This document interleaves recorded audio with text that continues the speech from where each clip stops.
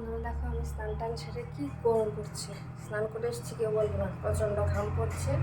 স্নান টান সেরে ঠাকুর ঘরে চলে এসেছি ঠাকুর পুজো দেওয়ার জন্য। যেহেতু আজকে শনিবার ভাবলাম একটু বিভিন্ন পাচারি করি। দেখো ঠাকুরকে আমি ভোগ দিয়ে নিয়েছি, ভোগটা রেডি করিনি, এখন ঘটে আলপনাটা এখানে নেব। দেখো আমি কীভাবে আগে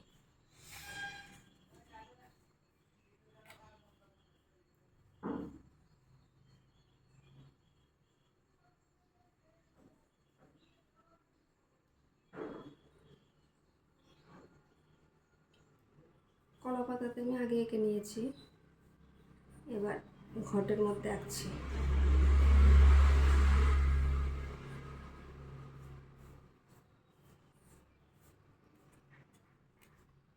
প্রত্যেক মাসে পড়ার চেষ্টা করি, কিন্তু অসুবিধা থাকলে আর পড়া হয়ে ওঠে না। তো ভাবলাম আজকে যেহেতু দিনটাও ভালো, পড়িনি।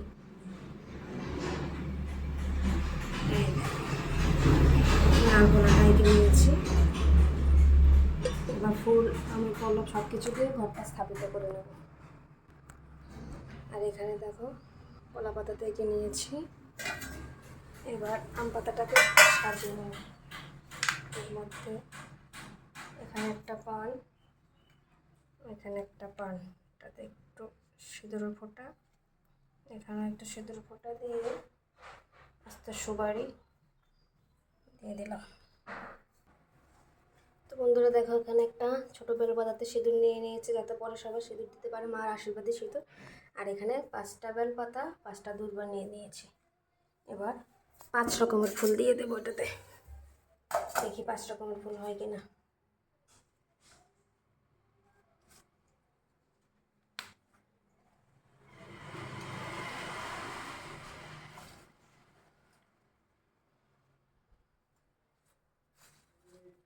হয়েছে, 5 রকমের ফুল হয়ে গেছে। দেখো আমি আমার পল্লবটা সাজিয়ে নিয়েছি, সরি বেল পাতাটা সাজিয়ে নিয়েছি, কলা পাতাটা সাজিয়ে নিয়েছি। তো বন্ধুরা দেখো আমি ঘরটা বসানোর জন্য ঘটে আলপনা এঁকে আমার পল্লব 5টা দূর্বা 5টা বেল পাতা একটা হল থেকে দিয়ে নিয়েছি। এবার 5 রকমের ফুল দিয়ে সাজিয়ে নেব।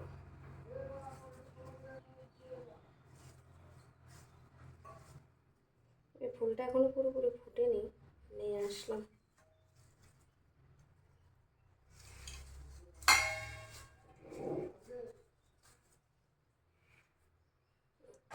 হয়ে গেছে।